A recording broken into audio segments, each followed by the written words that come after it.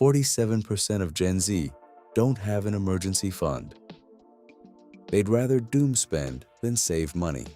Is it because they're too impulsive, too glued to their phones, and too quick to spend? Yes and no. They're the first generation to grow up inside a system built from the ground up to squeeze money out of you. Every generation grew up around ads, so that's nothing new.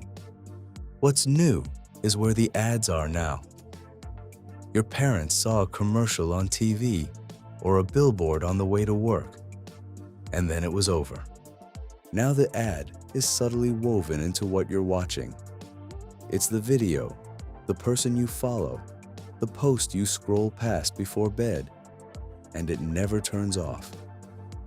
It's picked by an algorithm that knows what you paused on and what you looked at twice and didn't buy. And it's even worse when buying things is as easy as a few taps. Think about paying with cash. You hand over the notes, you watch them leave your hand, and it stings a bit as your wallet gets thinner. That sting is real, and you can actually see it in the brain. In 2007, researchers at Stanford, Carnegie Mellon, and MIT put people in a scanner and showed them products with prices. When the price felt too high, a part of the brain called the insula lit up, the same part that deals with physical pain and disgust. So spending money kind of hurts. Economists call it the pain of paying, and for most of history, it worked like a brake. It made you stop and go, do I actually want this? Now think about how you pay today. You tap your phone or your card's saved in the app, so you never even type the number. Buy now, pay later splits it into 4 payments so small you barely notice. All of it is built to wear that sting down until you feel nothing. And it gets worse. When Drazen Prelek at MIT scanned people using real credit cards, he found that using a credit card switches on the same reward circuits in your brain that fire for cocaine.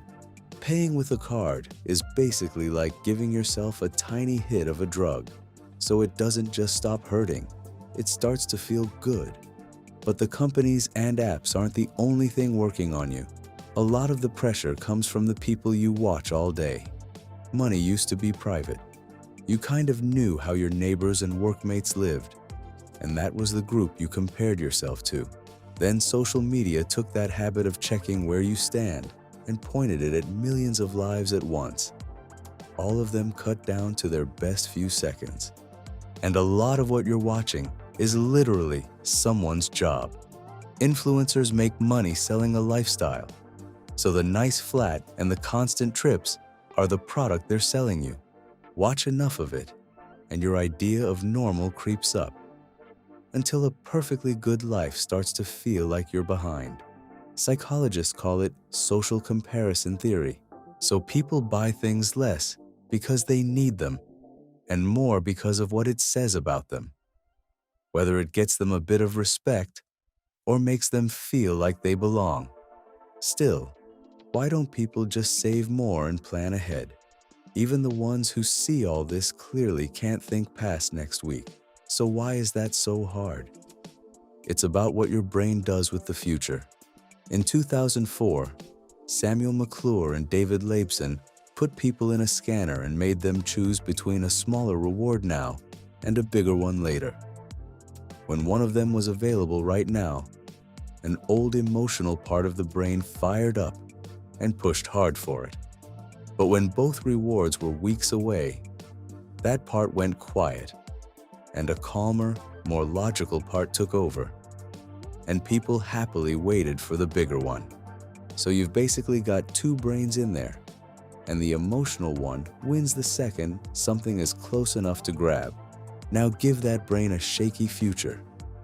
Houses that cost way more than they did for your parents, student debt hanging over you for a decade, jobs getting wiped out by tech that didn't exist 2 years ago. When the future looks like that, the logical part of you has nothing solid to plan around, so the emotional part takes over even more.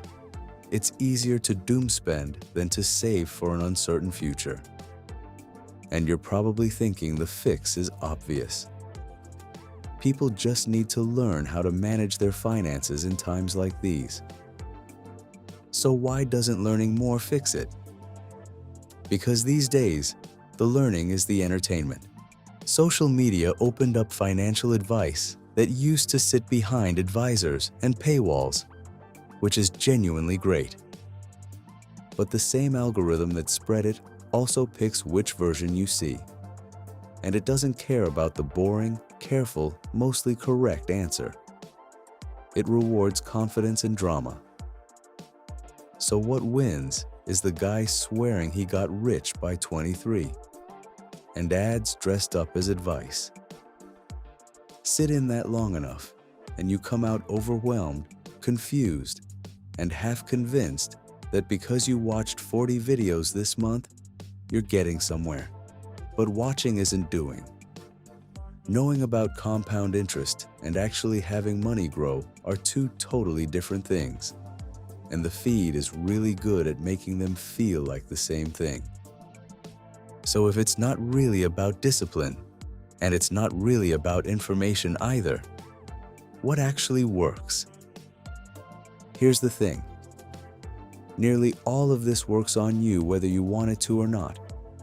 And willpower doesn't save you, because willpower runs out and the system never does.